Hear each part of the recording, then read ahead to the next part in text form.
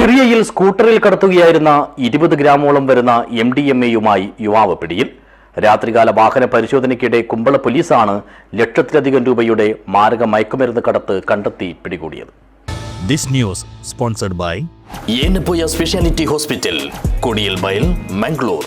ദക്ഷിണ കർണാടകയിൽപ്പെട്ട പെരുമണ്ണൂർ പല്ലക്കല്ലാപ്പുവിലെ സയ്യിദ് അഫ്രീദി എന്ന 28-കാരനാണ് 19.340 ഗ്രാം വരുന്ന MDMA-യുമായി പിടിയിലായത്. Kumbla police inspector Baiju K Jose, SI C Sanith എന്നിവരുടെ നേതൃത്വത്തിലുള്ള പോലീസ് സംഘമാണ് ഇയാളെ അറസ്റ്റ് ചെയ്തത്. വെള്ളിയാഴ്ച അർദ്ധരാത്രി 12 മണിയോടെ ഷിറിയ മുട്ടത്ത് വെച്ചായിരുന്നു അറസ്റ്റ്. രാത്രികാല പട്രോളിംഗിലായിരുന്നു പോലീസ് സംഘം. ഇതിനിടയിൽ മുട്ടം സർവീസ് റോഡിൽ സംശയാസ്പദമായ സാഹചര്യത്തിൽ കാണപ്പെട്ട കർണാടക രജിസ്ട്രേഷനിലുള്ള സ്കൂട്ടർ തടഞ്ഞു നിർത്തി പരിശോധിച്ചപ്പോഴാണ് മാരകമായ മയക്കുമരുന്ന് കണ്ടെത്തിയതെന്ന് പോലീസ് പറഞ്ഞു.